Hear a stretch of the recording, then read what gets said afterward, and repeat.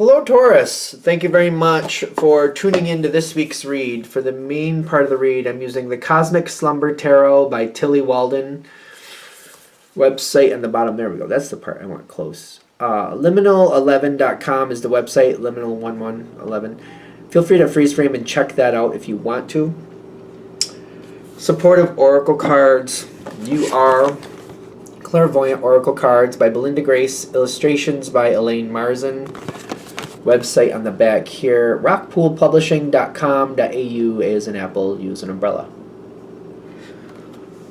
Okay. What do we have for Taurus?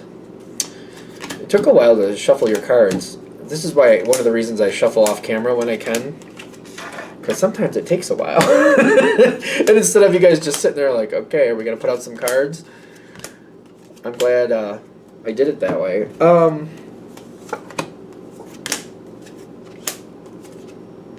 Ooh. You have like really good cards.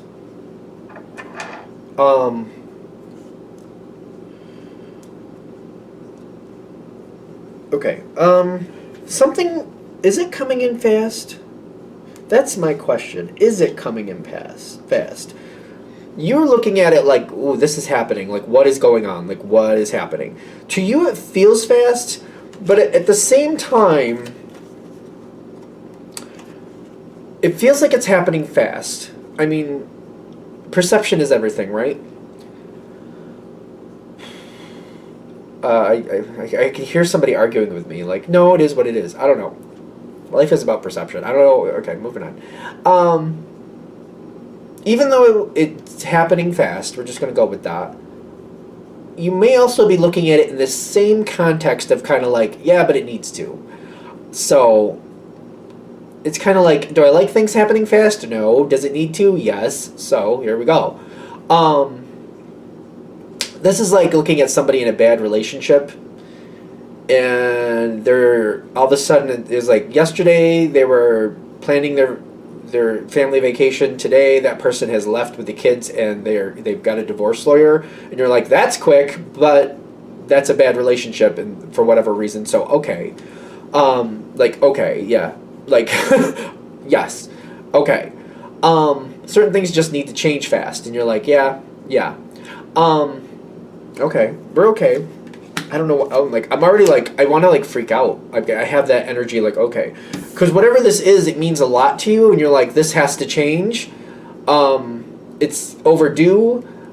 I don't feel like, I don't know, just think, it's like all of a sudden somebody had the, like, okay, I need to change, and they just did. Like, okay, you're right, I need to change everything. It's kind of like you told somebody, this house, you know, you should really think about moving at some point. And they're like, yes, you're right, and it's on the market. And you're like, what? Okay. I mean, you do, yeah, okay. Fast. It means a lot to you. This means a lot to you. Wouldn't have any impact if it didn't mean something to you, but this means a lot. There's a lot of freak out energy. Like, I'm not, like, I don't get images about what I'm freaking out about, but I keep feeling that freak out anxiety. Like, crap, where's this going? It needs to change, yes, but I don't feel secure in what's happening here, and I want a great outcome, and it does have to change, but oh my god, I can't plan. I don't have that luxury. No planning luxury. Planning is a luxury a lot of times. Not a lot of times, but you know what I mean. Sometimes. Let's put it that category. Sometimes planning is a luxury. Things just have to happen.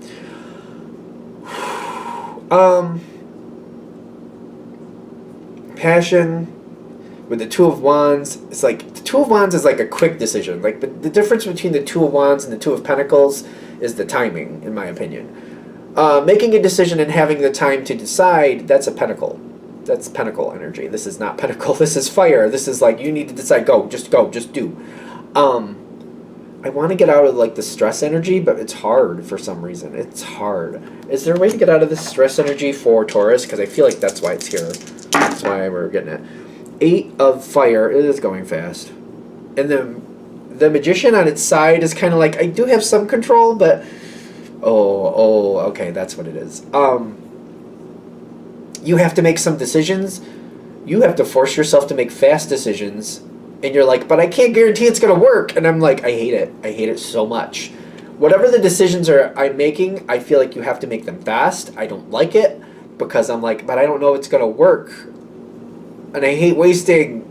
And it could end up being a waste. There could be a lot of wasted effort here, a lot of wasted resources. I don't have a choice in it though. That's what it is.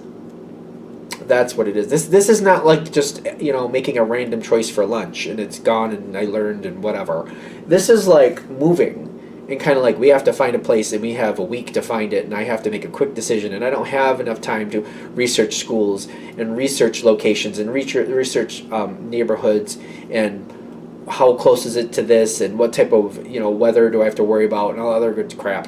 I don't have that luxury. I just have to the house looks sturdy. It looks like it's going to hold up. It's been here for like 15, 20 years. Yeah, okay, we'll have to go with this. I would like to research more, but I can't. It's painful. Oh, it's painful. Dare I say you hate it, but you accept that it has to happen. Okay. That's why that anxiety is there as well. If this is hitting, I feel like that's why.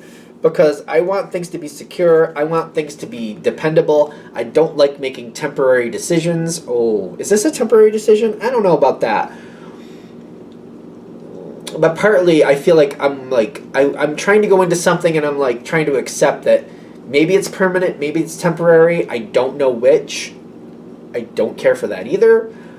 A lot of points of contention, but again, still in that boat of no, this needs to happen. I understand it does, so here we go. So I am doing it. It does need to happen. You seem to be right on board with that. This does need to happen. This does need to happen. I don't get to research things anywhere near what I want to.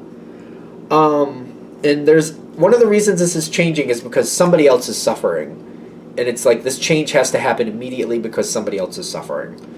I feel like that weighs on you like a ton of bricks. Kind of no, this has to happen fast. We can't take time planning because it's whoever's suffering just suffers more every day. Their burden gets heavier every day. It gets worse for them every day. And I'm like, no, we got to change. We got to do it right now. I hate it, but we have to. This is why you're moving forward, because somebody else is suffering, and the sooner you change, the sooner they stop suffering. Even though it might be a temporary change, it alleviates that pain. We may have to do another change after that. We're not really sure, but got to do what we got to do. You make your choice. That's why. Easily I get that's why. It's not just, yeah. Has to happen. You care about somebody greatly. It has to happen. Has to happen. Okay. You do have this is the great mother energy in my opinion. Don't get caught up in the gender. You can be any gender. It doesn't matter. But your heart goes out to somebody else, and you do understand this has to happen, and you're just going with it. It's very stressful for you, but this is a lot of spiritual growth for you. So you're getting a lot of spiritual growth out of it, and that's what life's about. Spiritual growth. I mean, that's the whole point of the purpose of life, in my opinion. So you're moving forward. You're doing what you have to do. I still want to freak out though. I still do. I do feel the thing is, give yourself a little credit. Things may not be perfect, but you're going to make a smart decision, is what I'm getting. You know enough. You pay attention enough. You know what to look at. Is it perfect? It's not going to be perfect. Nothing like perfect. But whatever you're choosing can be developed and can go, even if you're kind of looking at this, we'll move here for now, but we're not going to stay there. You'll move somewhere where it gives you a place to, gather yourself and make your next move. Or if you choose a place and you're we're going to have to stick here for at least a couple years because I can't keep moving like this, you will choose very well.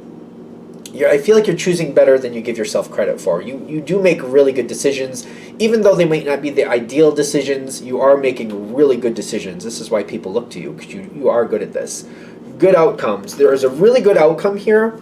The challenge is for you not to beat yourself up. Because I see that there's a lot of good. Whatever you're doing this, whoever this is that's effective, Ace of Pentacles shows up, prosperity shows up.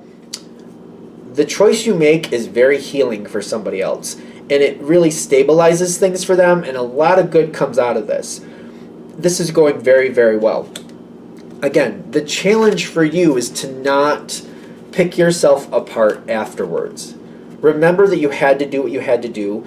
This is like somebody who runs into like a war field, like a war, like, you know, people boom boom boom, you know, all that bad stuff, and they're running in there trying to help and save as many people as possible. They're not going to make the most ideal decisions, but they're going to help as many people as they can.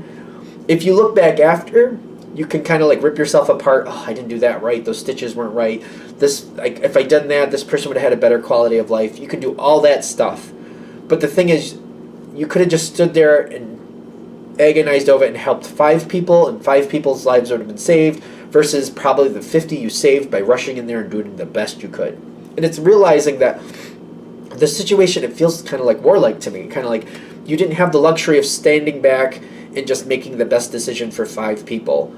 Because if you just made those best decision for those 5 people, the other 45 would have died.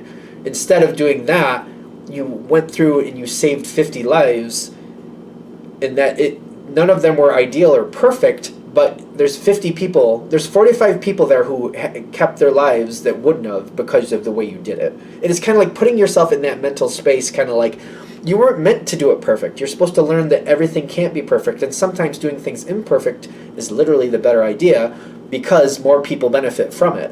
It's hard to say it, it's hard to maybe actualize it, but they're saying, always remember the context in which you had to handle the situation.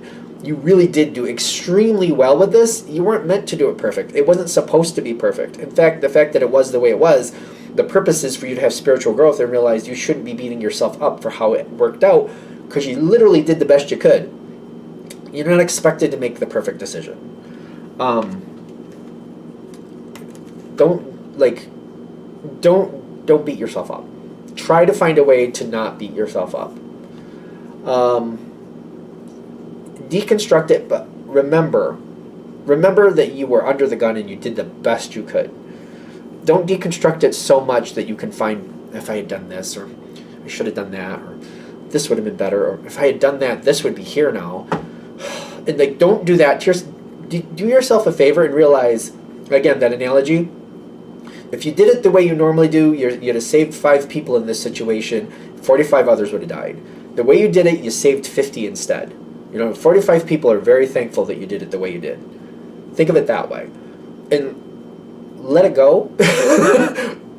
Give yourself that. Sometimes people find it better if you think of somebody else. Like if you look at another person you know, and they did the same thing you did, and you look at it in the context it happened, would you blame them?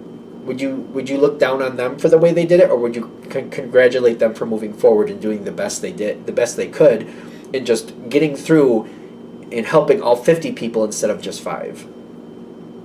Hopefully that helps. I don't know if there's really anything else I can help tell you with that, because I'm getting you. This situation is really working out extremely well. It's realizing, it's like putting it in perspective, kind of like, would you feel better if you just saved 5 lives or if you saved 50? Is it better to save 5 optimally, or 50 and giving people a chance to bring their own lives back together and giving them hope and opportunity to bring themselves up to that optimal level?